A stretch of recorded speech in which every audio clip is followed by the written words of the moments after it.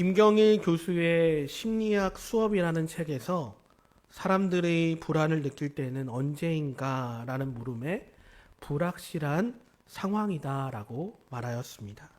불안은 예측 불가능성 때문에 증폭되고 나쁜 결과라 할지라도 예측이 가능하면 불안이 상당히 완화된다라는 말을 하였습니다. 참으로 와닿는 내용입니다. 우리의 현실을 바라보면 불안과 두려움이 있습니다. 왜냐하면 그것이 불확실하기 때문입니다. 인간은 앞으로 일어날 일을 전혀 알 수 없는 것이죠. 제가 1시간 뒤에 무슨 일이 일어날지 아무도 모릅니다. 예측할 수 없는 것이죠. 예전에 약속이 있어서 차를 이제 타게 되었는데 갑자기 배터리가 방전되어 시동이 안 걸린 적이 있었습니다. 그때 정말 막막하더라고요. 약속 시간이 늦을까 불안했습니다. 다행히 긴급 출동이 불러서 자동차 배터리를 충전했지만 우리 인생이 이와 같지 않을까라는 생각을 해보게 됩니다. 갑자기 다양하고 복잡한 일들이 끊임없이 일어나는 게 인생인 것이죠. 내가 1시간 뒤에 무슨 일이 일어날지 알 수가 없는 것이죠. 그렇다면 왜 인간은 미래를 알 수 없을까요? 왜냐하면 인간은 시간에 매여 있는 한계가 있는 존재이기 때문입니다. 우리가 과거로 갈 수 있을까요? 그리고 미래로 갈 수 있을까요? 아니요, 갈 수 없습니다. 우리는 시간에 갇혀 있습니다. 그러나 하나님은 시간에 갇혀 있지 않습니다. 그분은 과거도 미래도 다 알 수 있고 시간에 구애받지 않으십니다. 왜냐하면 하나님께서는 과거나 미래가 모두 현재이시기 때문입니다. 요한계시록 1장 8절에 보면 다음과 같이 말씀합니다. 주 하나님이 이르시되 나는 알파와 오메가라. 이전도 있고 전에도 있었고 장차 올 자요 전능한 자라 하시더라 라고 말씀하십니다. 하나님의 시간은 언제나 현재이십니다. 하나님은 시간의 구애를 받지 않으시는 현존하시는 하나님이십니다. 그러므로 우리의 상황이 불확실할수록 불안할수록 두려울수록 언제나 현존하시는 하나님을 바라봐야 하는 것이죠. 특별히 불확실한 현실 앞에서 우리가 어떻게 살아가야 할까에 대한 문제를 가지고 있을 때 오늘 우리에게 주시는 히브리서 4장 16절의 말씀이 생각이 났습니다. 히브리서 4장 16절은 다음과 같이 말씀합니다. 그러므로 우리는 긍휼하심을 받고 때를 따라 돕는 은혜를 얻기 위하여 은혜의 보좌 앞에 담대히 나아갈 것이니라. 그렇습니다. 불확실한 현실을 이기기 위해서는 은혜의 보좌 앞으로 담대히 나아가야 하는 것이죠. 은혜의 보좌 앞은 어디입니까? 바로 성부 하나님과 그 우편에 성자 예수 그리스도가 계신 그곳입니다.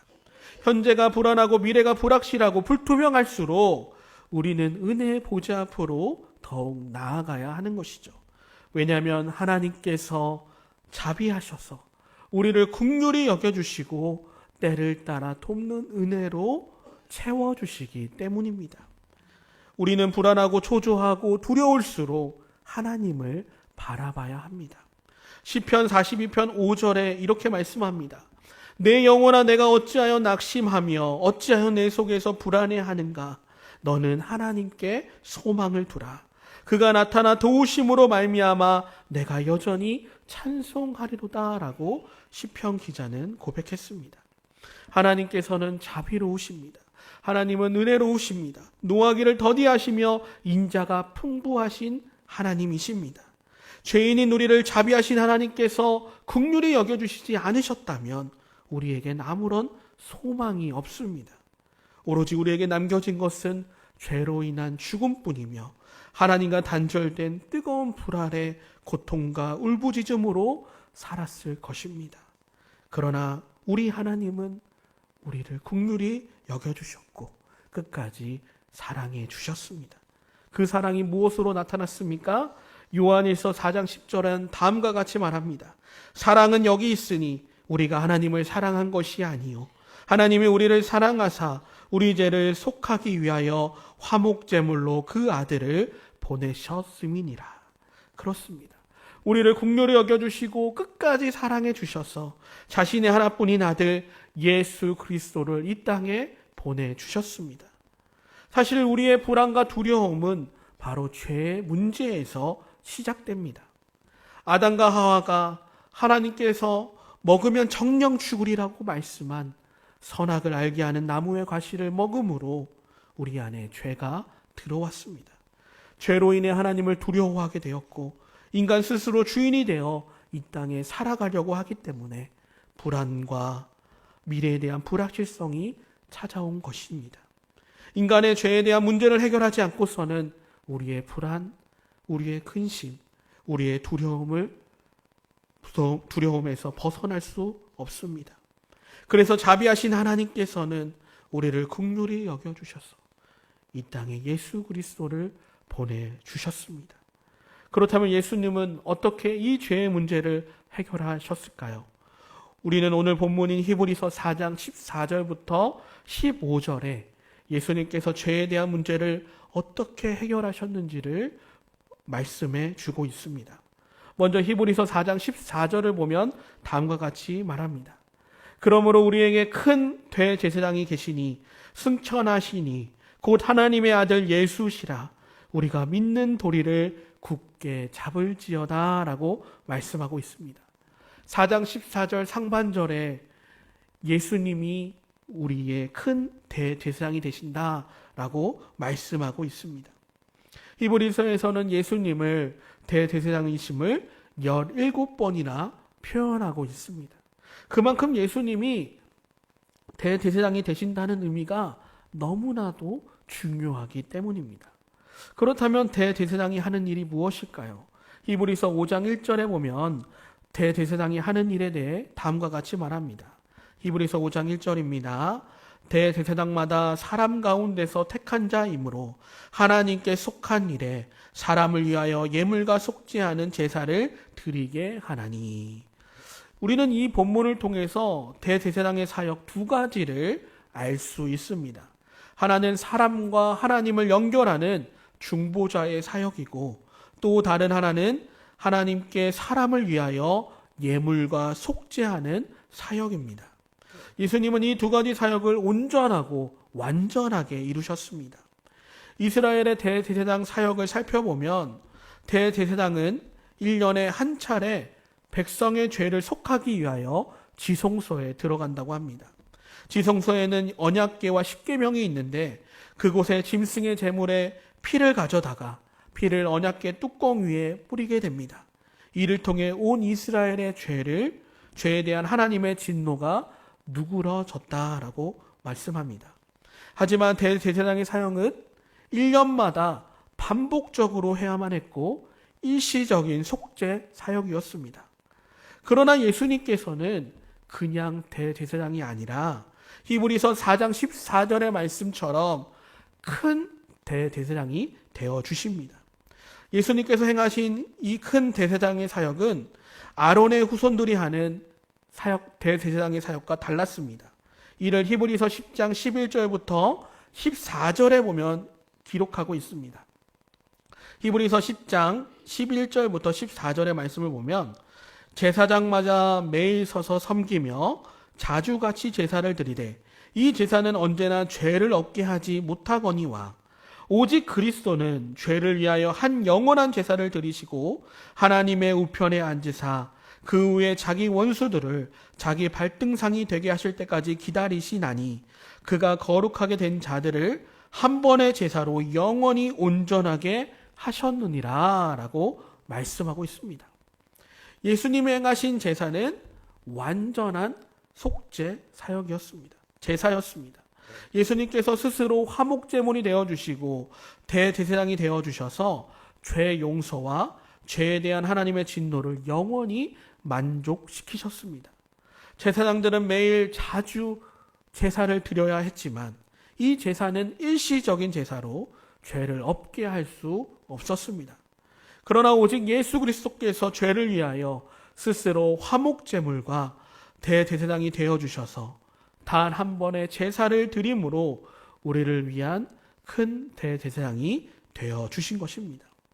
히브리서 10장 19절과 20절은 이렇게 말씀합니다. 그러므로 형제들아 우리가 예수의 피를 힘입어 성소에 들어갈 담력을 얻었나니 그 길은 우리를 위하여 휘장 가운데 열어놓으신 새로운 살 길이요 휘장은 곧 그의 육체니라 라고 말씀하고 있습니다. 예수님께서 우리의 죄 때문에 십자가의 그 몸을 찢기심으로 하나님과 인간 사이에 가로막고 있었던 휘장은 찢어졌습니다. 우리의 죄로 인해 막혔던 하나님의 존전에 우리는 담대하게 나아갈 수 있게 된 것입니다.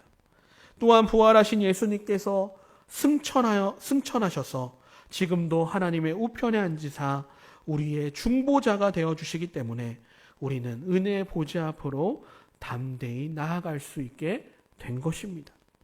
자비하신 하나님의 긍휼하심이 없었다면 절대로 이루어질 수 없었던 일이었습니다. 그러므로 우리는 날마다 자비로우시며 은혜로우시며 노하기를 더디하시며 인자하심이 풍부하신 하나님 앞에 담대히 나아가야 할 것입니다. 그러므로 우리는 은혜의 보좌 앞으로 담대히 나아갈 때 때를 따라 돕는 은혜를 주시기를 간구해야 합니다. 때를 따라 돕는 은혜의 의미는 무엇일까요? 이 말의 의미를 곰곰이 생각해 볼 때 필요할 때마다 도와주시는 은혜, 제때에 도와주시는 은혜다라고 여겨집니다. 우리는 예수 그리스도께서 하나님의 아들이시며 우리의 죄 때문에 십자가에 죽으시고 3일 만에 부활하셨고 승천하셔서 하나님의 우편에 앉아 계심을 믿습니다. 그러므로 우리는 구원받은 하나님의 백성이고 하나님의 자녀들입니다. 그런데 우리의 구원은 이미 받았으나 그러나 아직 구원은 완성되지 않았습니다. 우리의 구원은 이 세상을 떠나 하나님의 나라에 가거나 예수 그리스도께서 이 땅에 다시 오실 때 완성될 것입니다. 그래서 이 땅에 살아가면서 예수 그리스도의 보혈을 의지하며 하나님이 계신 그곳 은혜의 보좌 앞으로 담대히 나아가야 합니다. 그러나 은혜의 보좌 앞에 나아가면서 존 버년의 철로 역정의 이야기처럼 수많은 고난들, 고통들, 그리고 역경들을 뚫고 지나가야 합니다. 우리는 연약하여서 죄의 유혹과 시험 앞에 무기력합니다. 우리의 힘으로, 우리의 방법으로 그 죄의 유혹과 시험을 이길 수가 없습니다. 그래서 하나님께서 예수 그리스도를 우리의 중보자가 되게 하시고 우리의 위로자가 되게 하셨습니다. 히브리서 4장 15절은 다음과 같이 말씀합니다. 우리 함께 읽겠습니다. 시작. 우리에게 있는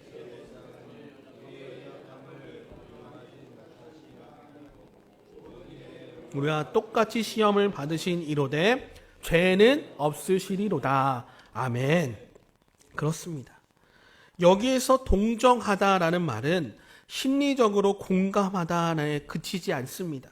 경험을 통해 도움을 줄 수 있다라는 의미입니다. 만약 한 사람이 사망해서 길을 잃어버렸습니다. 그래서 간신히 다른 사람을 통해 구출되었습니다. 그럼 그 사람에게 가장 필요한 것이 무엇일까요? 바로 목마름이겠죠. 그런데 사막에서 길을 잃은 사람을 보고 저 사람 목마르겠구나. 공감만 하면 어떻게 되겠습니까? 안 되겠죠. 그 즉시 그 사람에게 물을 줘야 합니다. 예수님께서는 연민과 공감만으로 우리의 연약함을 동정하실 뿐만 아니라 우리의 그 연약함을 이해하시고 실제적으로 도움까지 주신다라는 말씀입니다. 왜냐하면 예수님께서는 이 모든 일에 우리와 똑같이 시험을 받으신 이로되 죄는 없으시기 때문입니다. 하나님의 아들이신 예수님께서는 사람의 몸을 입고 이 땅에 내려오셨습니다. 그래서 그 인간의 연약함을 체휼하셨습니다. 음식을 먹지 않으면 배가 고프셨고 바람이 많이 불면 추우셨고 태양이 강렬하게 비춘다면 더우셨습니다. 또한 예수님께서는 30세까지 목수의 일을 하시면서 인간 사회의 연약함을 모두 보셨습니다. 또한 사탄의 유혹으로 죄에 대한 인간의 연약함을 아셨습니다. 그러나 예수님은 우리의 연약함을 나누어 가셨지만 사탄의 유혹과 권세에 끝까지 복종하지 않으셨습니다. 온전히 하나님의 뜻에 순종하셨습니다. 그래서 예수님은 우리와 똑같이 시험을 받으셨지만 죄는 없으십니다. 죄가 없으신 예수님은 하나님의 아들이시며 또 승천하셔서 하나님의 우편에 앉아 하나님과 인간 사이의 중보자가 되어주셨고 우리의 연약함을 친히 도와주십니다. 그래서 히브리서 7장 25절은 다음과 같이 말씀합니다. 그러므로 자기를 힘입어 하나님께 나아가는 자들을 온전히 구원하실 수 있으니 이는 그가 항상 살아계셔서 그들을 위하여 간구하심이라. 예수님께서는 지금도 살아계시며 언제나 하늘에서 하나님께 나아가는 자들을 온전히 구원하시며 그들을 위해 간구하신다. 중재하여 주신다라고 말씀하고 있습니다. 또 히브리서 2장 18절의 말씀을 보니까 그가 시험을 받아 고난을 당하였은즉 시험을 받는 자들을 능히 도우실 수 있으니라고 말씀합니다. 그렇습니다. 예수님은 때를 따라 돕는 은혜로 우리를 도와주십니다. 우리가 피곤할 때 피곤을 이기는 은혜를 준비해 놓으십니다. 우리가 고통을 당할 때 그 고통을 견딜 수 있는 은혜를 준비해 놓으십니다. 우리의 삶이 불안과 근심으로 살아갈 때 그 불안과 근심에서 벗어나는 은혜를 준비해 놓으십니다. 그러므로 우리는 날마다 때를 따라 돕는 은혜를 간구하며 이 땅 가운데 살아가기를 소망합니다. 그렇다면 우리에게 때를 따라 돕는 은혜를 얻기 위하여 우리에게 필요한 자세는 무엇일까요? 세 가지만 생각해 보길 원합니다. 첫 번째로는 우리에게 주신 때를 따라 돕는 은혜를 기억하라라는 것입니다. 우리의 삶을 들여다보면 우리가 무지하여서 깨닫지 못한 때를 따라 돕는 은혜들이 있습니다. 만일 자비하신 하나님께서 우리에게 이 때를 따라 돕는 은혜를 주지 않으셨다면 우리가 과연 이 자리에서 예배할 수 있었을까요? 저는 결단코 없다라고 여겨집니다. 우리 하나님께서 우리의 삶 자리에서 때를 따라 돕는 은혜로 어려움과 불안과 고난과 슬픔 가운데 우리를 위로하여 주셨고 친히 도와주셨습니다. 잠언 16장 9절을 보면 다음과 같이 말합니다. 사람이 마음으로 자기의 길을 계획할지라도 그의 걸음을 인도하시는 이가 여호와시니라. 아멘. 우리는 항상 우리의 길을 계획하죠. 그러나 최종적으로 우리의 삶을 인도하시는 이는 여호와 하나님이십니다. 하나님께서 때를 따라 돕는 은혜로 우리의 걸음을 인도해 주셨습니다. 그래서 우리의 삶을 돌이켜 생각해 보면 참으로 하나님께서 때를 따라 돕는 은혜로 그 걸음걸음을 인도하셨음을 보게 됩니다. 그런데 우리는 깨닫지 못하고 현재의 불안 앞에, 고민 앞에, 근심 앞에 낙심하고 주저앉았을 뿐입니다. 우리는 이 말씀을 함께 나누면서 우리에게 행하신 때를 따라 돕는 은혜가 무엇인지 기억하기를 소망합니다. 하나님께서 주신 때를 따라 돕는 은혜를 우리의 삶에서 찾아내고 기억하며 되새기고 그렇게 살아간다면 현재의 불안 앞에서 낙심하지 않고 주저하지 않으며 감사와 기쁨이 가득 넘치게 될 것입니다. 우리 안에 때를 따라 돕는 은혜를 기억하는 성도님들 되시기를 소망합니다. 두 번째로 우리에게 지금을 살아가게 할 때를 따라 돕는 은혜를 붙잡으라라는 것입니다. 고린도후서 6장 2절은 다음과 같이 말합니다. 우리 고린도후서 6장 2절 함께 읽겠습니다. 시작. 이르시되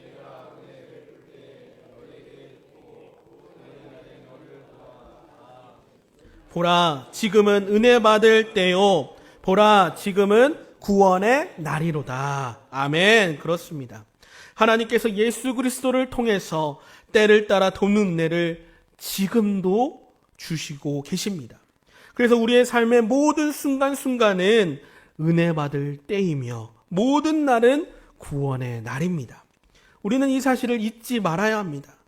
지금 오늘이라는 이 시간은 그래서 중요한 것이죠.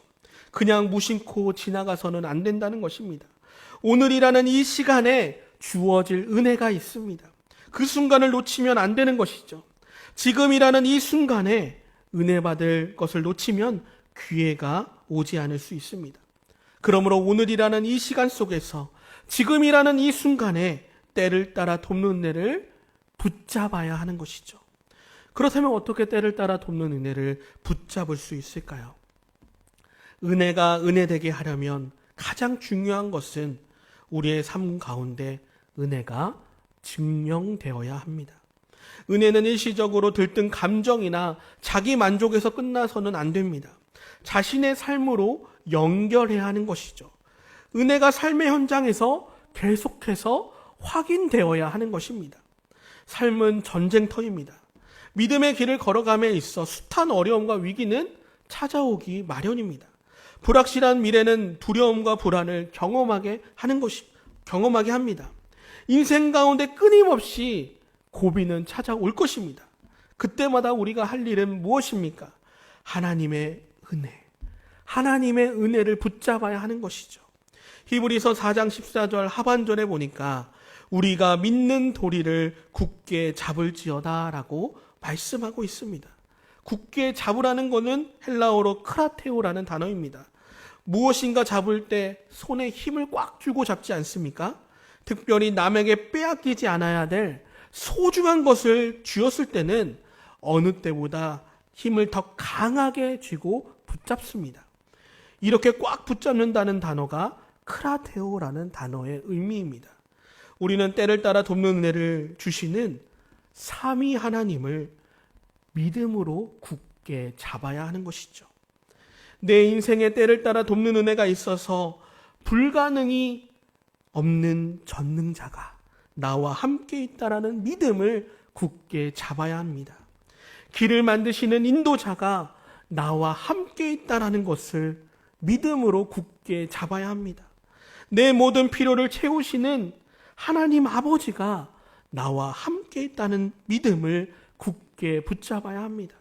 힘이 들 때 언제든지 힘을 주시는 그 능력자가 나와 함께 있다는 믿음을 굳게 붙잡아야 합니다.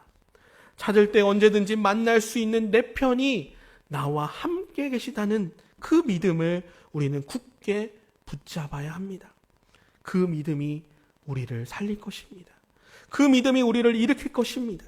그 믿음이 우리를 세우고 그 믿음이 우리를 회복시켜 주실 줄 믿습니다. 그래서 우리의 삶에는 항상 하나님의 은혜가 있습니다. 사도 바울이 나의 나된 것은 하나님의 은혜로다 라고 고백한 것 같이 내 힘으로 내 능력이 아닌 우리는 하나님의 은혜로 살아가는 자들입니다. 우리는 이 사실을 잊지 말고 때를 따라 돕는 은혜를 믿음으로 붙잡아 그 은혜를 누리는 성도님들 되시기를 소망합니다.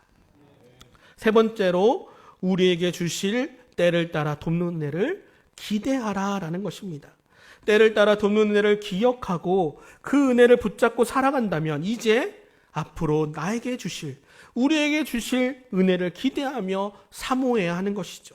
우리는 매 순간마다 예수 그리스도를 통해서 때를 따라 돕는 은혜가 주어진다는 사실을 믿고 의지해야 합니다.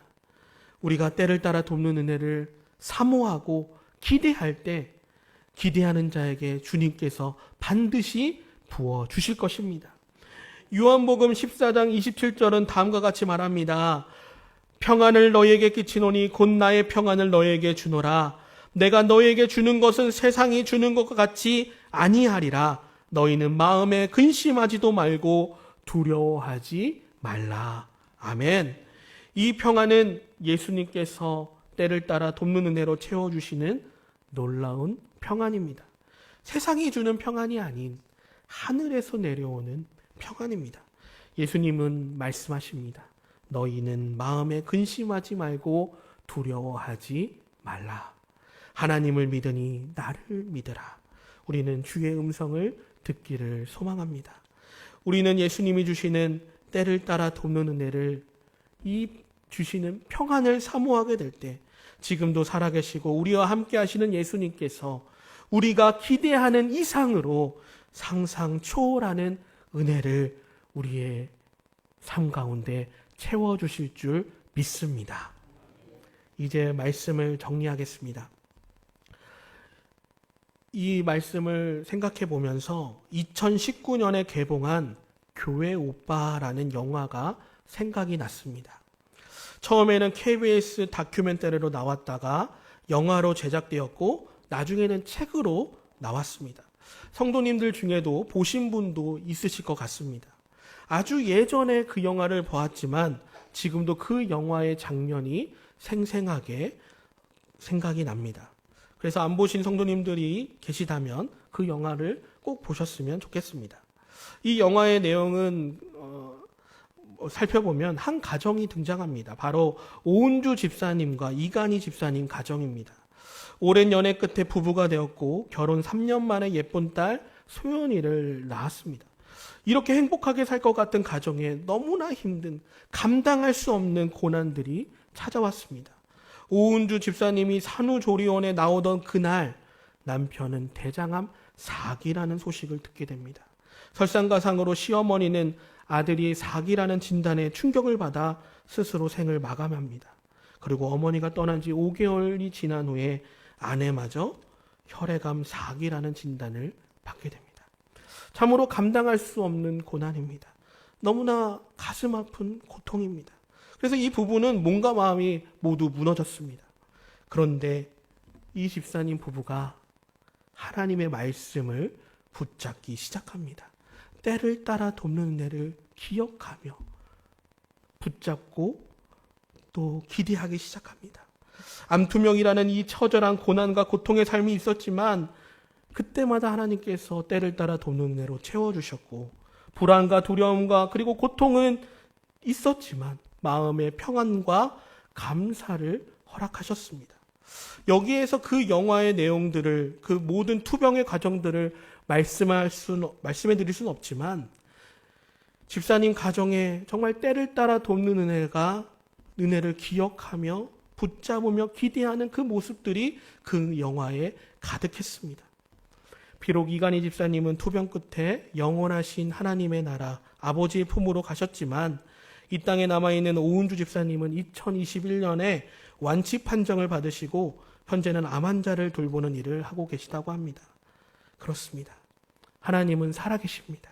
자비하신 하나님께서 우리를 긍휼히 여겨주시고 때를 따라 돕는 은혜로 감당할 수 없는 그 불안 앞에서, 초조한 인생 앞에서 세상이 줄 수 없는 평안을 우리에게 주십니다. 그래서 히브리서의 평안은 샬롬이죠. 샬롬에는 여러 가지 뜻을 내포하고 있지만 특별히 내적인 평안을 강조하고 있습니다. 불안을 피해서 얻는 평안이 아니라 불안에 맞서며 불안한 상태에서 누리는 평안을 샬롬이다라고 말합니다. 즉 샬롬을 쉽게 설명하면 불안해야 하는데 불안하지 않는 거예요. 두려워야 하는데 두렵지 않은 거예요. 힘들어야 하는데 힘들지 않는 거예요. 예를 들어 지금 현재 돈이 하나도 없고 변변한 직장도 없고 주변 상황도 너무 좋지 않습니다. 그런데 걱정이 하나도 안 돼요. 몸이 병들어 아파 고칠 수 없는 치료제나 의학도 개발되지 않았습니다. 심하면 죽을 수도 있습니다. 그런데 무섭지가 않아요.